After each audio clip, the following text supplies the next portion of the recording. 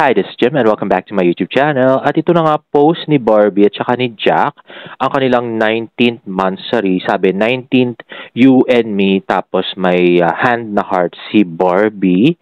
At post nga yan ni Barbie sa kanyang Instagram account.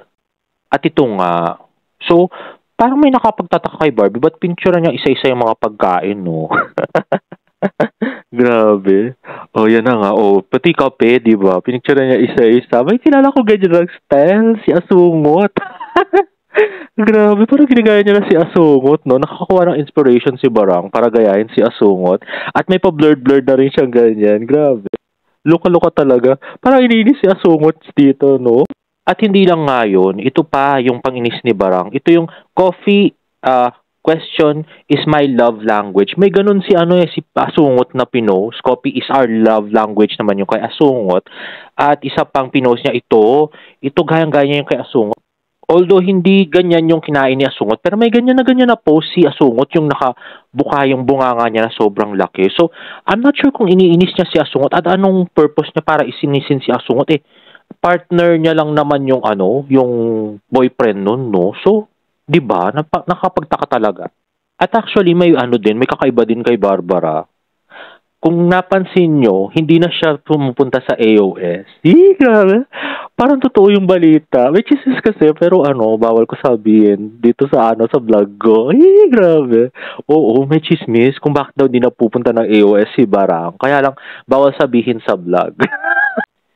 Anyway, next naman ay post ni Barbie sa kanyang TikTok. Sabi niya, that Coachella performance living inside my head for days now. Sabrina Carpenter. At ito yung pinost niya ng isang araw na pinapakinggan niya yung espresso ni Sabrina Carpenter. And let's watch Barbie perform this. Ayun na nga, napaka-pretty ni Barbie Fortesa. At saka sa personal talaga, napaka-pretty niya. No? Sayang si Jack lang kasi yung ka-date. Choosy pa ba tayo, no? Grabe. Hindi naman tayo kay date. So, ayan. Napaka-pretty niya, di ba? Grabe. Ay, nako, Barang. Sana may karapat-dapat na lalaki na na magpaibig sa'yo. Ayoko si Jack talaga. Sorry. Ang sama ako, no? Grabe. Ayan na nga, si Barang. Very beautiful at very rich siya. Merong article na 600 million na raw yung assets niya ngayon. So, I'm very proud of you, Barbie, the rich girl na hindi gastador at di ang bisyo. Hindi katulad mga iba dyan, mga lasenga, to. Ganon. Grabe. So, I love you, Barbie. Yan lang masasabi ko. Diba? Ayan. At next naman ay post ni John Luis Borreo, done taping upcoming new show of GMA Network Prime Time and soon on Netflix. Balikan natin ang panahon ng mga Hapon. Role, inmate, thanks po sa wardrobe, thanks po sa opportunity. So I'm not sure kung saan lugar, hindi niya naman tinag kasi si Kuya. So, yan na nga. Kasama siya sa palang araw. At mali Netflix pala to, guys, no? So abangan natin yan.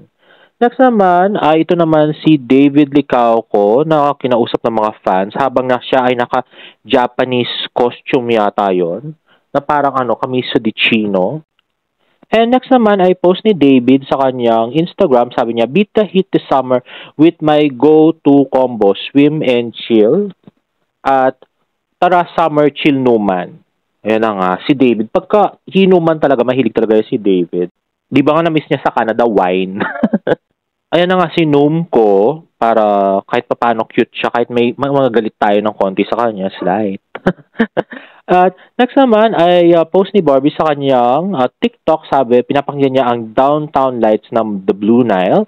At ito, nag-post si Barbie ng Cebuana. Ayan, sa bawat pangangailangan, siguradong ang Cebuana Laurier ay maasahan. May up to 30% high appraisal rate at over 3,200 branches nationwide. Basta sangla, Cebuana, tiwala. Sana kunin si Barang na na mag-commercial sa Cebuana kasama ni Sarah G, no? Malaking gig yun para kay Barang. Grabe.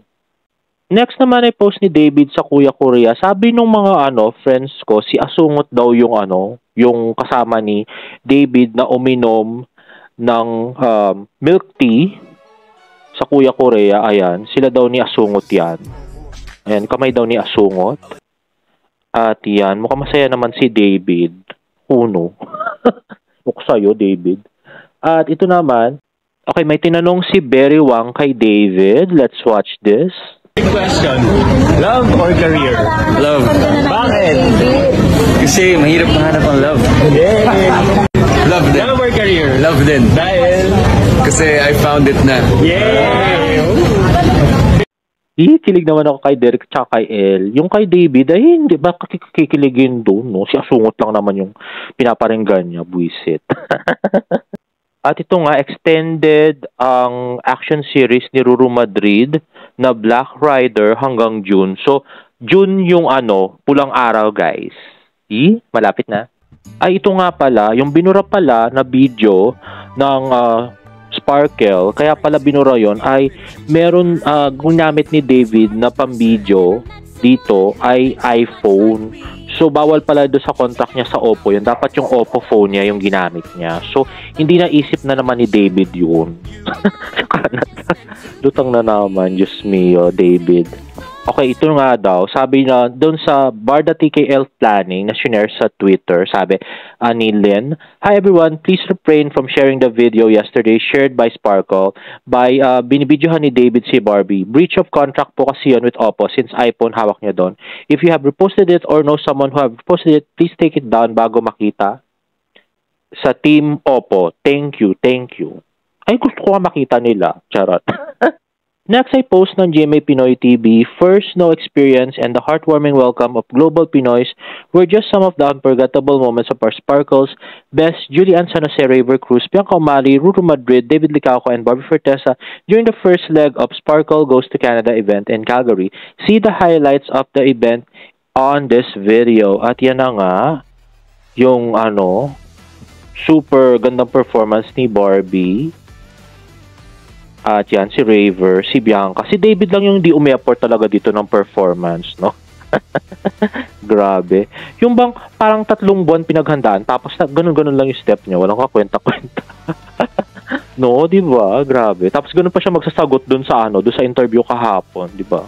Klase yun, no? Grabe. Tapos yung mga distant, grabe magtanggol kay David. Meron naman siya talagang maling ginawa, no? Kaya dapat talaga siyang pagsabihan at dapat siyang matuto na para hindi niya na ulitin, no? Pag may mali, dapat itama. Sa isang bata, ang mali ay nagiging tama, kaya dapat siyang turuan. Naku, no? Tanda na David, no? Dapat alam niya yung mga ganung bagay. Grabe. Kaya nga siya pinatawag, eh. Hindi niya alam yun, no? Pinatawag siya talaga. Totoo yun. Grabe, pinagalitan. Ay, nako. At ito nga pinost ng ating fina-follow na si Cordelia. Sinong nagsabi nito about a girl that he likes, kuno? Si David o si Fidel ng San Diego? Sabi kasi ni David noong unang panahon, last year, sabi niya, ang gusto niya ang girl ay smart, goal-getter, knows what she wants and does it, at may empathy daw. So, I don't think si Asungot may ganito, no? Ang layo, putya. Kahit siguro, yung bagong-bago lang na fan ng Barda. Tapos nakikita si Asungot, may ganito ba siya?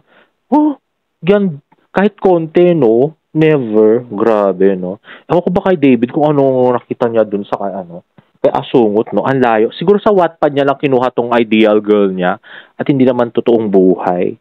No? So, actually, feeling pa namin medyo simula nung makasama niya si Asungot, he's been changing for the worse kay David. Yung simula nung dinidate niya si Asungot, lagi na siya nakatingin sa phone, 'di ba? May mga ganun doon sa TKL, nakita niyo 'yon, 'di ba? Huwag mag-deny. At saka yung sa mid-story ko ng maging sino ka man, 'di ba? Meron din ganun na lumabas siya bigla ilang minuto, 'di ba?